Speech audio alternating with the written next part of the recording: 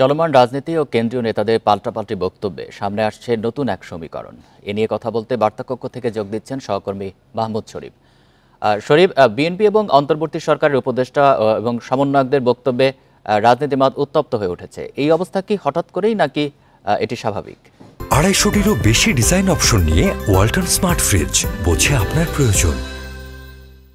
বিএনপির পক্ষ থেকে যে বক্তব্য আসছে, এই বক্তব্য কিন্তু বিএনপি তারা সিদ্ধান্ত নিয়েই বক্তব্য দিচ্ছে। বিএনপির যে মূল লক্ষ্য সেটি হচ্ছে নির্বাচন, এবং বিএনপি যে দলীয় ফোরাম স্থায়ী কমিটির বৈঠক, সেখানে তারা আলোচনা করেই তারা সিদ্ধান্ত নিয়েছে যে বছরের শুরু থেকে তারা যদি নির্বাচনের জন্য বা এই সরকারকে চাপে রাখে নির্বাচনের দাবিতে, সেক্ষেত্রে হয়তো ডিসেম্বরের মধ্যে তারা নির্বাচন পেতে পারে। এ কারণে মূলত আমরা দেখছি যে সম্প্রতি বিএনপি মহাসচিব তার বিভিন্ন সভা সমাবেশ বক্তব্যে এই যে অন্তর্বর্তীকালীন সরকারের সমালোচনা বা নির্বাচনের দাবি, সেটিকে জোরালোভাবে তুলে ধরছে।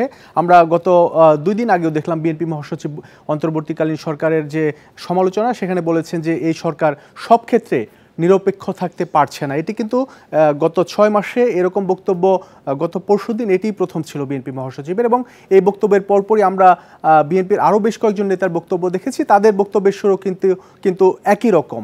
এখানে অন্তর্বর্তী সরকারকে তারা একটু চাপে ফেলার চেষ্টা করছে বিভিন্ন বক্তব্যের মাধ্যমে এখন আপাতত। এবং বিএনপির নেতাদের যে বক্তব্য, বিভিন্ন নেতারা বলছেন যে যদি সরকার তাদের দাবি অনুযায়ী বা তাদের যে নির্বাচনের দাবি, সেই দাবি মেনে না নেয়, অর্থাৎ ডিসেম্বরের মধ্যে নির্বাচনের ব্যবস্থা না করতে চায়, সেক্ষেত্রে হয়তো তারা আন্দোলনের দিকেও যেতে পারে। বিএনপি এমনটিও কিন্তু বিভিন্ন বক্তব্যে বা সভা সমাবেশে ইঙ্গিত দিচ্ছে।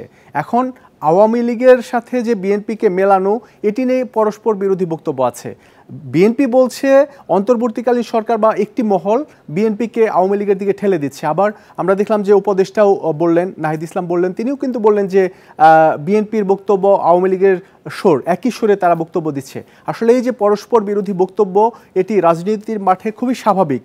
এবং এই 6 মাস হতে চললো অন্তর্বর্তীকালীন সরকার শপথ নিয়েছে, দেশের দায়িত্ব নিয়েছে, এবং আমরা দেখতে পাচ্ছি যে জানুয়ারি থেকে, অর্থাৎ এই বছরের শুরু থেকেই এরকম পরস্পর বিরোধী বক্তব্য এটি কিন্তু অনেক বেড়ে গেছে। এবং আমরা দেখেছি যে কয়েকজন উপদেষ্টাও মির্জা ফখরুল ইসলাম আলমগীরের বক্তব্যের কঠোর সমালোচনাও করেছেন।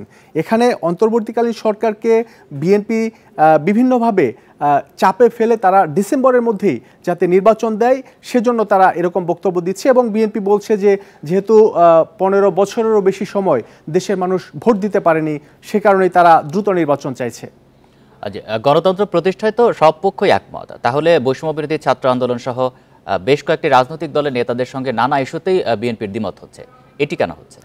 দেখুন, রাজনৈতিক দল গঠনের ক্ষেত্রে এখানে বিএনপি কিন্তু স্পষ্ট বক্তব্য দিয়েছে, তারা যদি রাজনীতি করতে চায় তাহলে সরকার থেকে বেরিয়ে এসে তারা রাজনীতি করুক। এখানে বিএনপির অভিযোগ, তারা সরকারের ছাত্র প্রতিনিধি যারা আছেন, তারা একদিকে সরকারে আছেন, আরেকদিকে রাজনৈতিক দল গঠনে পেছন থেকে ইন্ধন দিচ্ছেন।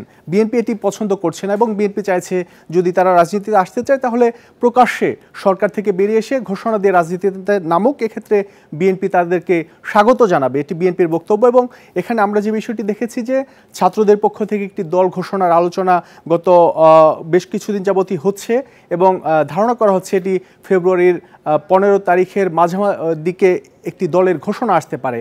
এখানে আসলে ছাত্রদের মধ্য থেকে কারা কারা থাকবে এই বিষয়টি কিন্তু এখনও চূড়ান্ত না, এবং উপদেষ্টা পরিষদে যেসব ছাত্র প্রতিনিধি আছে তারাই দলে যুক্ত হবেন কিনা এটিও কিন্তু এখনও স্পষ্ট না। যদিও আমরা এখানে দেখছি যে বিভিন্ন ব্যানারে এই রাজনৈতিক দল গঠনের যে চেষ্টা বা উদ্যোগ, এটি আমরা দেখতে পাচ্ছি।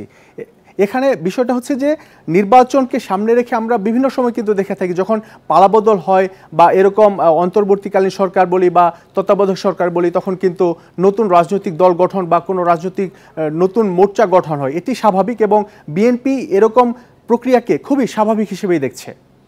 বার্তাকক্ষ থেকে জানাচ্ছেন সহকর্মী মাহমুদ শরীফ।